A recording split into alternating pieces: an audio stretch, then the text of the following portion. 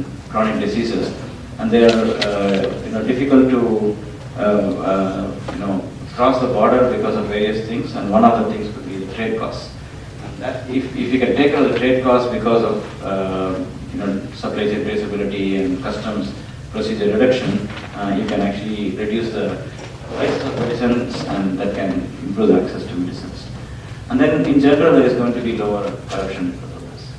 So this is so you have various layers here. You have first the product is produced by the producer, and then it's exported, and then it's transported to the importers, and then from the importing from the border it has to go to the consumer.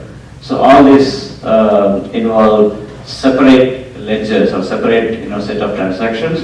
Now we can have an integrated blockchain of transactions for all of that. So now I'm jumping to. So these are the things that we consider, and we use an economic modeling framework which can consider supply chain, the relationship between industries from one country to another, and we try to quantify how much can all these different advantages that we saw before can get translated into dollars for various countries. So it was almost like 2.6 trillion more trade can happen if blockchain is extensively used in trade. And over 2 trillion of this comes from predominantly developing countries. Of course, in Asia you also have Japan, and you have Australia, New Zealand here, but predominantly these are developing countries.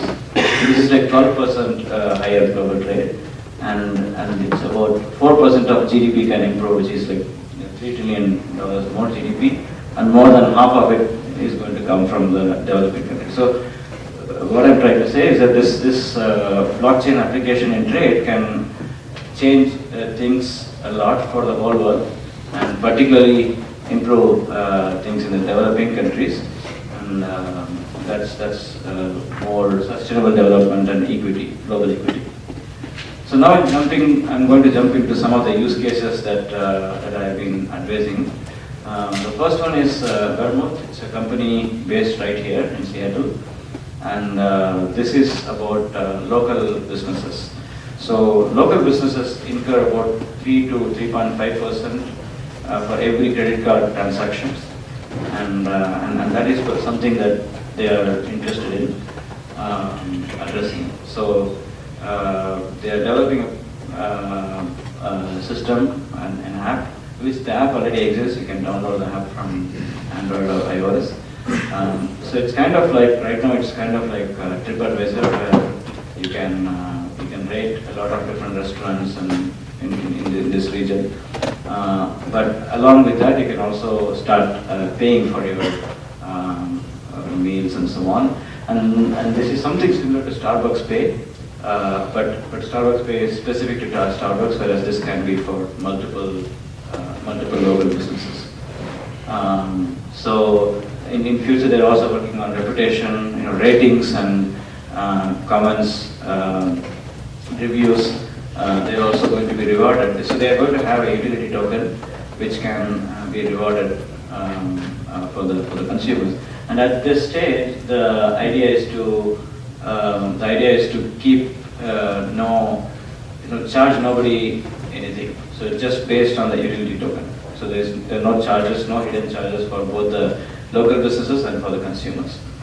So this is one use case, and I have been working with them on the business model and so on, and it's still work in progress. So there is this another company called Mobile News, and this is kind of a supply chain of news media. So this is a company which is it's right now an online company. So the website is marketmobile.com, and they basically procure news as a supply chain. So they have anyone can submit a news article for them. It could be news article or news analysis, and then it goes through a peer review process, and only when the reviewers all the peer reviewers agree, it gets into publication. So the idea of this whole thing is that most of the news that we see are, they have some kind of big picture level bias. If you go for one set of media companies, they're going to be following one set of ideology, and the other media companies are going to follow something else. Not to say that there are no neutral outlets, but everyone is biased. Everyone has some bias, right? Both at the highest level and at the journalists, the reporters level. So here, what they try to do is to have the peer reviewers from different parts of the spectrum, and they all have to agree for a news article to be published. So that makes sure that the news article and the news analysis is absolutely neutral. So it has to go through every set of ideologies. That's the idea basically. And it's again based on there is going to be ledger, there is going to be smart contracts to ensure transparency, and the biggest part here is